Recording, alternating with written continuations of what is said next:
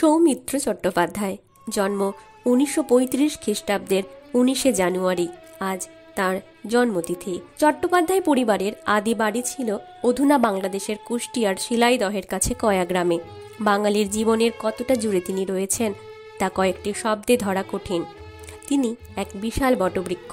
তার প্রকাণ্ড ঠান্ডা ছায়ায় বাংলা সিনেমার কয়েক পুরুষ ধীরে ধীরে লালিত হয়েছে। বাংলার নাট্যচর্চা জগতেও তিনি এক প্রতিভূ। আর এসবের বাইরে গিয়ে সৌমিত্র চট্টোপাধ্যায় একজন অনন্য সাধারণ বাচিক শিল্পী।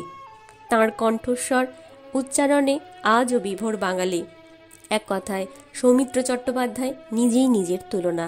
তিনি কার্যত বাংলা ও বাঙালি জীবনে একটি যুগ। তিনি যুগ পুরুষ। এই কিংবদন্তি অভিনেতা বাংলা ছাড়াও বিভিন্ন ভাষায় এবং বেশ কিছু আন্তর্জাতিক ছবিতে অভিনয় করে তিনি অভিনয় জগতে নিজেকে সুপ্রতিষ্ঠা করেছেন। স্বনামধন্য পরিচালক সত্যজিতের হাত ধরে চলচ্চিত্র জগতে তাঁর প্রবেশ। সত্যজিৎ রায়ের সাথে তিনি 14টি সিনেমা করেন।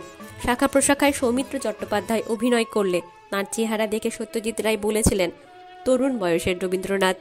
অনেকের মতে সত্যজিৎ রায়ের মানুষপুত্র সৌমিত্র চট্টোপাধ্যায়। সত্যজিৎ রায়কে নিয়ে সৌমিত্র চট্টোপাধ্যায় মানিকদার সঙ্গে নামে একটি বই লিখেছিলেন।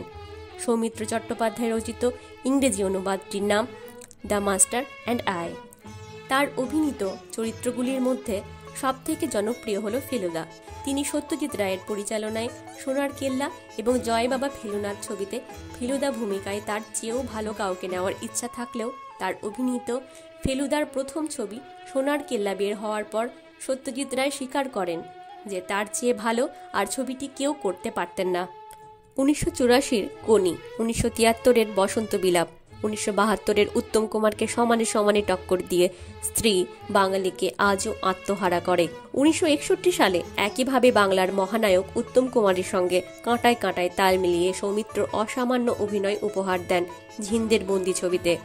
1964-এর চারুলতায় মাধবী, শর্মিলার সঙ্গে 1959-এ অপুর সংসার, 1960-এ দেবী, 1961-তে অপর্ণার সঙ্গে 3 কন্যা যেন সৌমিত্রকে নায়কের থেকেও এক উঁচু স্তরে নিয়ে যায়।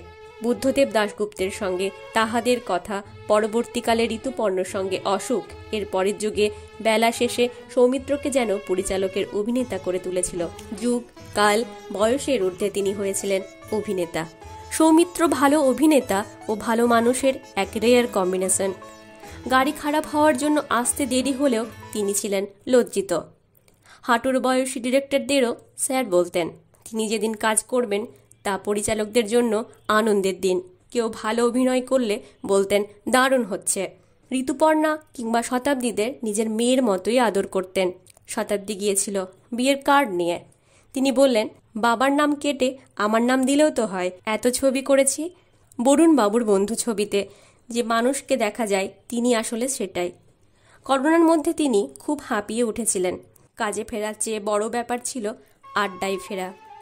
1935 থেকে 2020 সৌমিত্র চট্টোপাধ্যায়ের 85 বছরের জীবনটার দিকে ফিরে তাকালে দেখা যায় বরাবরই মৃত্যুকে তোয়াক্কা না করা একটা চিরঞ্জীবী রসদ। বাঙালির খুব চেনা সেই হাসি দিয়েই গোটা জীবনটা মোড়া তাঁর। আর তাই কোনি ছবির খ্যাতি সিংহের হার না মানা ফাইটিং স্পিরিটে ভর করেই কখনো তিনি বলে ওঠেন, মৃত্যু আয়, তিন পাত্তি খেলি আয়। নমস্কার। কণ্ঠে মন্দিরা।